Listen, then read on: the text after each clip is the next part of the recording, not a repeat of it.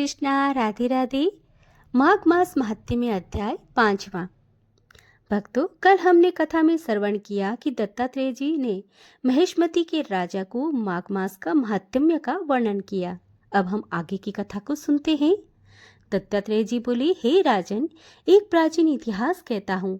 भृगुवंश की ऋषिका नाम की एक ब्राह्मणी थी जो कि बाल्यकाल में ही विधवा हो गई। वह रेवा नदी के किनारे विंध्याचल पर्वत के नीचे तपस्या करने लगी। वह जितेंद्रिय, सत्यवक्ता, सुशील, दानशीला तथा तप करके देह को सुखाने वाली थी। वह अग्नि में आहुति देकर उच्चवर्ती द्वारा छठे काल में भोजन करती थी। वह वलकल धारण करती और संतोष से अपना जीवन व्यतीत करती थी। उसने रेवा और कपिल नदी के संगम में 60 वर्ष तक माघ स्नान किया और फिर वहां पर ही उसकी मृत्यु हो गई।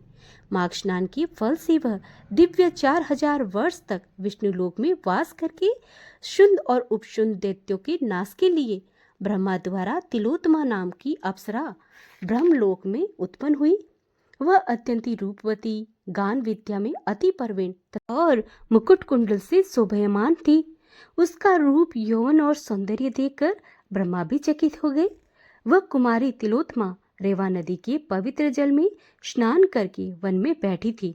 तब सुंद और उपसुंद के सैनिकों ने चंद्रमा के समान उस रूपवती को देखकर अपने राजा शुंद और उपसुंद से उसके रूप में शोभा का वर्णन किया और कहने लगे कि कामदेव को लज्जित करने वाली ऐसी परम सुंदरी स्त्री हमने कभी नहीं देखी।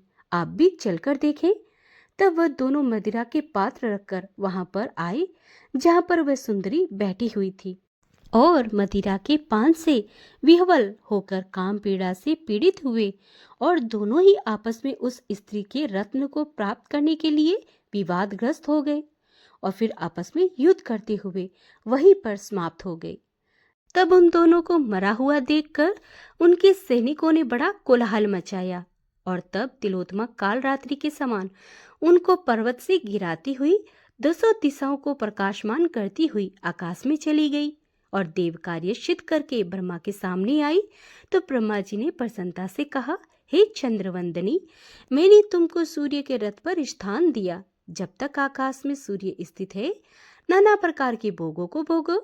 सो हे राजन, वह ब्राह्मणी अब भी सूर्य के रथ पर माघ मास स्नान के उत्तम भोगों को भोग रही है। इसलिए श्रद्धावान पुरुषों को उत्तम गति पाने के लिए यत्न के साथ माघ मास में विधि पूर्वक स्नान करना चाहिए।